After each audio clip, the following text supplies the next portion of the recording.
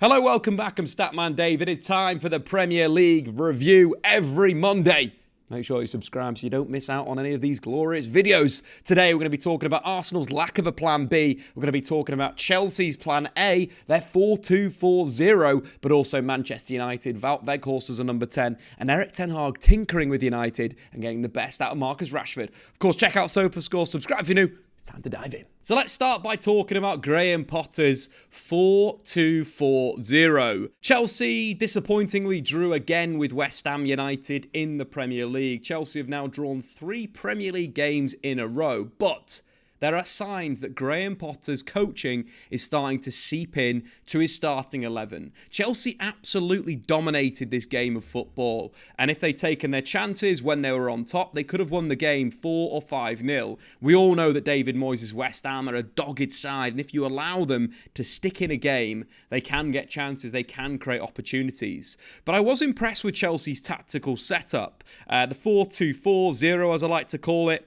in possession. Basically, Chelsea building with their back four, their 2 defensive midfielders, and allowing their front four to sit in a position in between West Ham's midfield block. So in terms of the kind of lineups and in terms of the strategy that West Ham and Chelsea kind of, pulled on the day, Chelsea, of course, playing this 4-2-4-0. West Ham United very much sitting in a kind of, 5-4-1 shape. In terms of build-up, one of the things that I really enjoyed with Chelsea is they built with their back 6 players. This created a natural overload, because if West Ham wanted to throw the likes of Lucas and Declan Rice up the pitch to press out of the back with Antonio, Bowen and Benrahma, naturally you've got a 6v5 out of the back plus a goalkeeper, giving you a massive advantage from possession.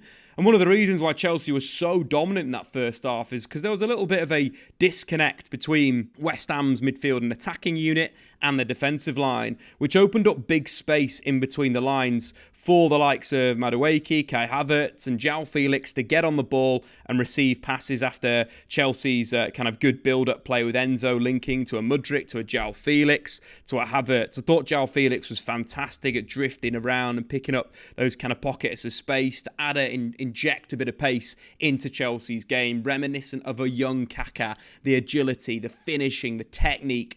He's a player that Chelsea should sign in the summer. I know they've spent 600 million in the last 2 years, but another player that they should bring to the club. I was also very impressed with Mudryk, his variation of his game. We saw more of his creativity, at times carrying the ball, driving, won a really good free kick in the first sort of 5 minutes of the game. What I really liked was his link with Kai Havertz, cutting inside and playing that brilliant reverse pass for Kai Havertz to run in and round the keeper, unfortunately offside. But Chelsea really dominated the opening exchanges from a possession perspective and from a tactical perspective. Let's take a look at their first goal and dive into a little bit of analysis of how that goal was created, the overloads, and why I'm really impressed with what Graham Potter's doing. So let's dive into Chelsea's goal. We're going to tactically break it down and why I was so impressed with Graham Potter's approach. And I generally think if West Ham weren't as kind of dogged and robust as they are, the naivety of Chelsea may have slipped under the radar and they could have come away with 3 points. So let's go to the tactical setup. Of course, Chelsea building with this kind of 4-2 structure. At this point of the game, of course, Paquetá's been subbed off. He's injured and Thomas Souček has come onto the pitch. From a tactical perspective, from that moment, I thought that West Ham were a lot better. They were more compact. They sat basically in a 5-4-1 versus a little bit more of the higher pressing that we saw with Paquetá. So in terms of the overloads we mentioned before, we can clearly see 5 West Ham players versus 6 Chelsea players, giving them an overload, allowing them to play through. What I like about Chelsea's attack is not only does Graham Potter, utilise that central area and get bodies in those areas, but the rotation out wide between winger and fullback is absolutely superb and signs of a really top team. Not only did the fullbacks invert, but they overlapped, and not only did the attackers, the wide attackers, stay wide, but they also moved into the inside channels. So let's take a look at this move. Of course, this is more of kind of the right-hand side being the natural width from the fullback with the winger inside. Of course, Madueke, I was quite impressed with. He looked bright on the ball, tried to make things happen. And of course, Reece James, who, is going to make a massive impact in the Chelsea team this season. I thought he was fantastic playing inverted at times and playing wide at other times. A top quality fullback. So as we can see as well, as I mentioned, with the play, we've got Cucurella. When the ball's on the far side, the wing back or the fullback narrows up. Again, top-level football sides do this. Madueke cuts inside in this motion after Reece James gives him a pass. Of course, James is holding the width. Madueke driving inside, and we can see Cucurella narrowing up, waiting for a counter-pressing situation. Madueke then moves the ball onto Cucurella, who's in a midfield position. Easy pass, a connection to that left-hand side. As you can see now, that kind of three-man midfield unit of Enzo Fernandez, Loftus-Cheek and Cucurella, and then the front five of Mudryk, João Felix, Kai Havertz, Madueke inside, and Reece James. Really good rotations. Again, a key component of top European sides. The ball goes out to Mudryk, again holding the width of the attack. He comes inside, he loses the ball to Jarrod Bowen. Good slide tackle, but of course Enzo Fernandez is there. He read the play so well in this game. Enzo Fernandez was destined to the Premier League. He is already, for me, a super complete midfielder. But again, we could see the rotations. Of course, the ball going left. Cucurella's out wide. Mudryk's inside. The underlap of Mudryk in this position is very, very important. It takes the attention of Thomas Souček, which opens up the space for Enzo Fernandez to create the goal. Brilliant run off the ball. Good width of the play. Opens up that space for, of course, Enzo Fernandez to clip the ball to the back stick for João Felix to finish it off. Enzo Fernandez now has 6 league assists this season. There's only 4 midfielders in Europe that have got more assists from central midfield. He is going to be an absolute asset for Chelsea. Forget the price they paid. If you take a look at him just as a footballer, he is dominating games already. And the quality of João Felix's volleyed finish is not to be disgruntled. Chelsea scored a really good goal. Lots of positional rotation between winger and fullback. Enzo Fernandez getting a little pocket of space. João Felix with the finish. But the big thing with this Chelsea side, the youth, the naivety, happened for the West Ham United goal. Number 1, Cucurella not shutting the cross down, not blocking the cross, not blocking the near post, but not putting pressure on the football, allowing Soufel, the freedom of the right-hand side of the pitch to cross. Bowen flick on, of course, Madueke not tracking his man Emerson for a really simple tap-in.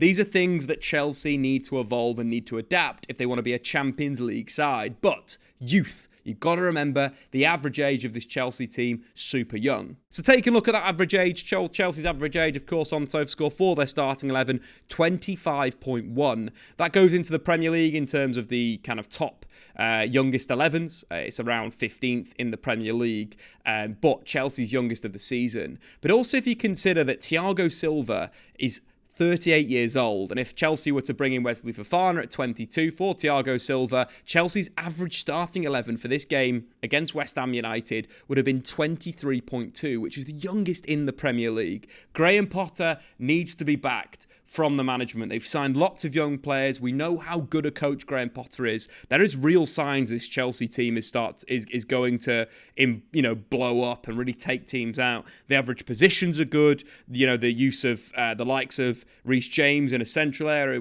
as well as a wide area, but also the 2 stars in the crown, Enzo Fernandez and, of course, João Felix signed in January. Enzo Fernandez, most touches, most passes in the final third, most passes completed overall. 6 out of his 8 long balls completed, 1 big chance created, 2 shots, won 3 out of his 5 tackles, 2 interceptions and 1 block. He is the complete player for Chelsea, and I'm so excited to see him in the Premier League. But also João Felix, his ability on the ball, his ability to roam around the pitch, scored, of course, 2 chances created, 3 shots, won 8 out of his 13 ground duels. People said he was too lightweight for the Premier League. I don't think he is. Chelsea are in a good position. They just need to stick with Graham Potter right now and allow him to, develop this side, because it could be super exciting. Chelsea have got the potential to be a really saucy team. Right, let's move on to Arsenal. Another disappointing result for Mikel Arteta's Arsenal. Arsenal really need to work on their plan B. Again, we saw a side come to the Emirates and sit off the ball and force Arsenal to break down 10 players. We knew this was going to happen. We've seen this happen with City, with Liverpool over the last few years. This is the next challenge for Mikel Arteta. Again, you can't look at this in a bad way because Arsenal are still sitting top of the Premier League, but there has to be a few ideas that that are worked on in these games when teams literally come to the Emirates and sit with all their players behind the ball. And I'm going to go through a few of those ideas. I'm going to talk about the positives, because you have to look, since the World Cup, only Man United have picked up more points than Brentford. They are a very good team right now. And I think it's one of these situations where Arsenal fans need to be not too disgruntled. There's solutions within the squad, and of course Trossard is definitely one of those guys. I'd say one of the things that Arteta needs to develop is, you know, the right-hand side is so creative, it's so possession-focused, it's so progressive. Sometimes the left-hand side gets stuck. And I think we need a little bit more creativity from Arsenal, from that inside left channel, and at times from that wing position. But also I think Gabriel Martinelli needs a little bit of a rest. So let's have a look from a tactical perspective, that right-hand side and the left-hand side, and what Arsenal need to do to start to beat these teams that basically bank deep, that sit two players in the wide areas, to stop Arsenal's creativity coming from Saka and Martinelli. So last week, of course, we saw Sean Dyche playing very much a 4-5-1 with the wide players very much, you know, defending their wingers with bodies inside. So even if the winger and the fullback was beaten, there'd be another player to deal with. This time it was slightly different. It was more of a sort of a 5-3-2 from Brentford, which meant that Arsenal's wide players not only would have to, you know, beat the two players that defend in wide, the central midfielder and the wing back, but again there'd be a defensive midfielder or a centre back to deal with that next motion. And I think the big thing that we saw from this game, which I really liked, was the right hand side was absolutely flying. I think Ben White deserves a lot of credit in this game. The triangle in the right was very dangerous in a sense of there was overlaps from Ben White. We saw a lot of opportunity from Arsenal with, you know, combination play between the three of them, and then, you know, either Odegaard sliding Ben White in behind the defence and then Ben White looking for the back post. We saw a really good move in the first half where Granit Xhaka attacked, the ball from, you know, a deep area. He knocked it back to Martinelli. Martinelli blazed his shot over the bar. But I like Ben White in terms of the attacking side of his game. And Arsenal need to do a little bit more on this left-hand side of the pitch. I think one simple solution would be bringing in Fabio Vieira to these games. Is something that I said in the Premier League preview on Friday. Arsenal need to look at playing a midfield of Vieira, Odegaard and Partey if teams come to the Emirates and camp deep. Because the big thing I think that Vieira's got over Granit Xhaka is that creativity. It's that ability to find that pass, to split a team. We all know that Fabio Vieira has that over Xhaka. Xhaka's a good aerial option. He's a good defensive option. But when teams are sitting this deep and restricting Arsenal in these zones, Fabio Vieira could be a good option. But let's take a look at how Arsenal kind of opened up the game.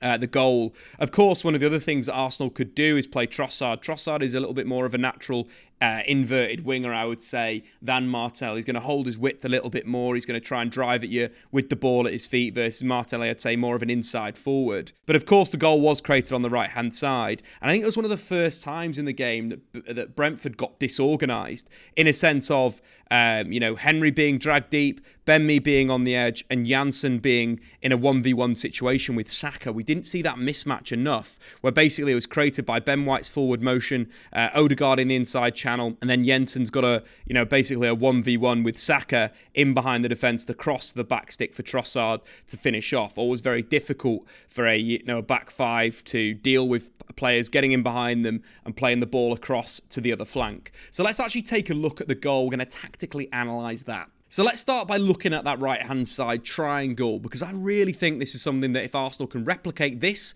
type of triangle on the left with Fabio Vieira, with Trossard or Martinelli, and of course with Zinchenko, they'll be a lot more unpredictable in these games. So of course Ben White is in possession at the ball, top of the shot, Odegaard's inside, Saka's wide. This is the classic Arsenal setup. Winger wide, attacking midfielder inside, and of course supported by the fullback. Ben White this season has completed more passes into the final third than any other Arsenal player, and I think he's been very, very key to supporting this sort of fluidity. So as Ben White plays to Saka, he continues his run on the overlap. What I think this does really well is not only does it take the attention of Rico Henry, but it causes them to kind of have to move their defensive structure around. You know, Ben Mee in this situation doesn't really want to deal with Saka. That is a natural mismatch in that position just outside the penalty area. Saka's pace and dynamic dribbling versus Ben Mee. You've got a natural overload there, or a superiorative 1v1.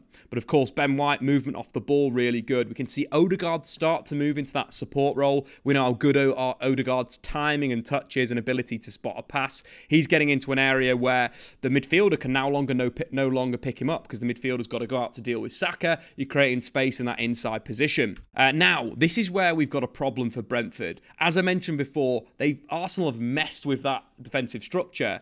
Jensen, the midfielder, is in the wing-back position. The wing-back's in the centre-back position. And of course, Ben Mee is now in the central midfield position. It's all a natural mismatch here, where Ben Mee's not going to have that aggression to jump out and not that intensity to jump out and go that Janssen would have. Janssen's not got the pace to cover Saka running in behind. And of course, Rico Henry's not going to be able to defend the near post as well as someone like Ben Mee. It is brilliant from Arsenal. It's a brilliant goal, and we have to look at that. So of course, Saka plays inside to Odegaard. We've spoke about that mismatch. We've got to really appreciate the run of Ben White off the ball. As the through ball's played, this is where the situation starts to look really worrying. Ben White, instead of defending the near post area and blocking the cross, is putting pressure on the ball. The timing as well of Odegaard. Have a look at the timing. It's like a split second. It's an extra little touch to draw Ben Mee in, and then he plays through. Again, we mentioned the pace situation out wide. Saka running Matthias Janssen. Rico Henry's been pulled into that kind of centre-back position to deal with Ben White, and Arsenal are in behind. You know, you've got Ben White at the edge of the box. Instead of defending that near post that could stop the cross, that would kill the attack, I think it's a really good ball on his weaker foot from Saka, and Trossard there to finish with his weaker left foot. The finish is really good as well. You've got to appreciate a player that's naturally right-footed, has scored 6 goals with his weaker foot in the Premier League this season for Arsenal and for Brighton, which is more than any other player in Europe's top 5 leagues. But overall, it's a brilliant goal. You know, messing with that defensive triangle from Burnley, overloading, a natural position from a pace perspective, and then putting it to the back stick and allowing Trossard to finish. A fantastic team goal, but Arsenal need to replicate that on the left-hand side. Arsenal need to replicate that triangle and that ability to cause the confusion and make teams rotate on them on the left-hand side when they're playing these teams that sit deep. I think that Trossard deserves a start for sure after his performance, but also I'd like to see Fabio Vieira in that inside position. I think it kind of slightly changes when Jesus is back. Jesus is better in these matches as well. I think Nketiah is arguably, more dangerous in the games against the bigger teams with his pace in behind, but Jesus' ability to carry, to dribble, to receive is far more needed in these games against teams that sit in the deep blocks. You know, how many times have we seen him dropping off the line, linking the play, then linking it through? But I think that left-hand side triangle with the fluidity that Fabio Vieira could bring could really get Arsenal going. Because the issue is, if you don't score multiple goals against a team like Brentford, they will create chances. You mentioned before, they're one of the form teams in the Premier League. They're always going to be a threat. There were some chances in the first half. Ivan Toney missed 2 big ones in that first half, following some good link-up play with Mbeumo. But of course, they scored from a set piece. Only 2 teams in the Premier League, Tottenham and Fulham, have scored more goals than Brentford from a set piece.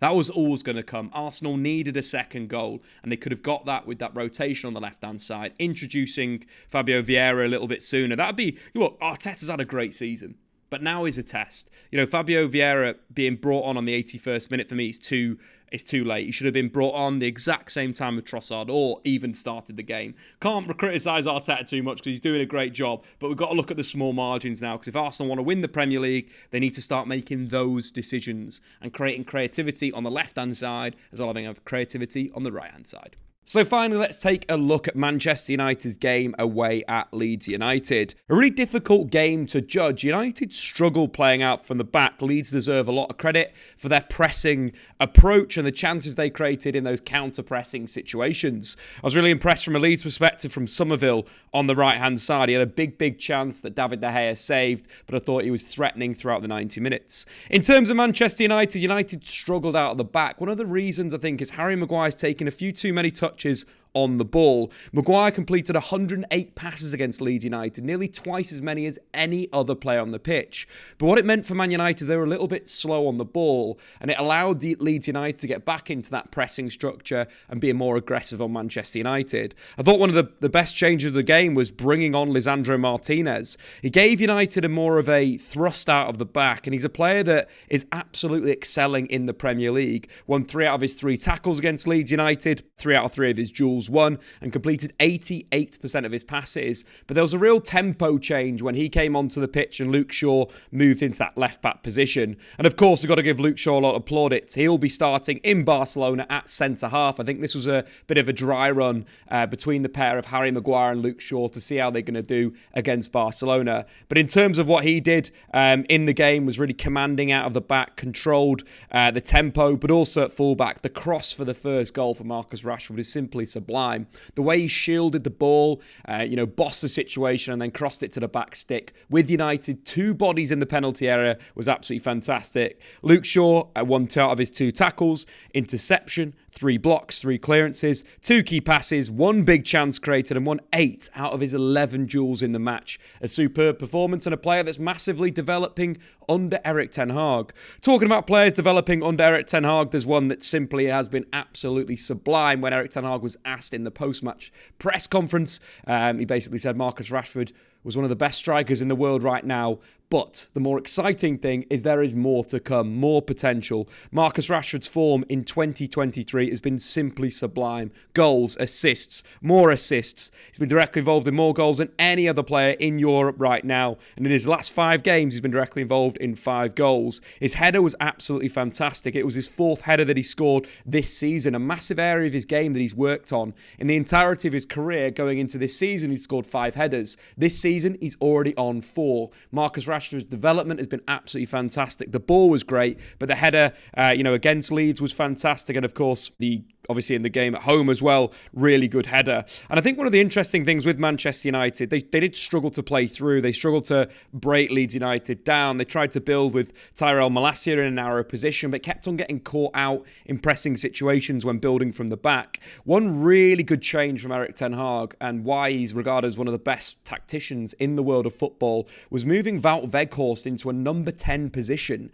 which allowed United to play Bruno on the right, Alejandro Garnacho on the left, and Marcus Rashford as a 9.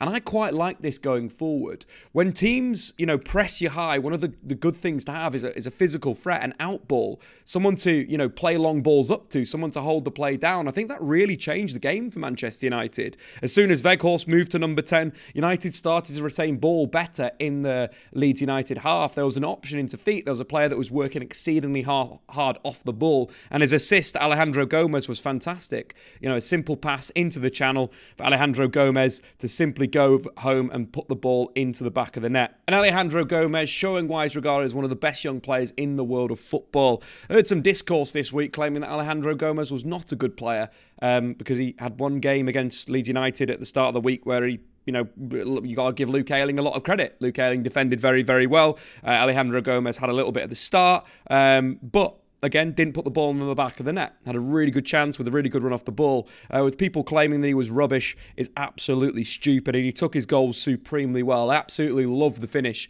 from the left-hand side, getting played through by Weghorst and using his kind of right foot to come back onto that near post. He's a player of supreme quality. Anybody that doesn't rate Alejandro Gomez doesn't know football. It's as simple as that. Manchester United, of course, playing a slightly different system with Weghorst as a number 10, Rashford as a number 9, Gomez on the Alejandro Garnacho, on the left wing. It's something that I want to see United do a little bit more. When United are getting pressed high, I want to see them adopt their shape, because United could do that from the start of games. They could move things around, push, Weghorst to 10, Rashford to 9, Bruno to that right-hand side. Gives them great flexibility and fluidity. And looking at the Barcelona game, it could be a really good option, allowing United to kind of play a little bit more direct and allowing Rashford to play through the middle as a number 9, knowing that he's got a strike partner. You've also got to give Weghorst a bit of credit for his kind of link play, but also his ability to get into the box, because, you know, when Rashford headed the ball home, Weghorst was in the penalty area